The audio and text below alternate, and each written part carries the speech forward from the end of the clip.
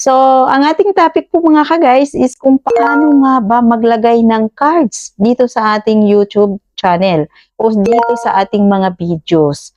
So, minsan nakikita nyo po sa mga videos na meron pong mga nagpa-pop up na title kung paano panoorin. Meron na pong nagpa-pop up yan po dyan sa mga ano katulad niyan o katulad niyan. 'Di ba? Meron po siyang nagpa-pop up sa mga videos natin.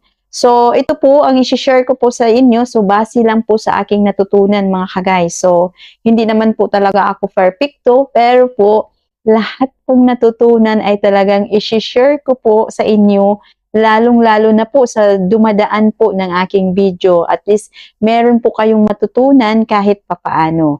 So, bago po tayo mag-start ng aking content mga ka-guys, no? So, kung ikaw po ay baguhan dito sa aking channel, so wag pong kalimutan, pa-subscribe po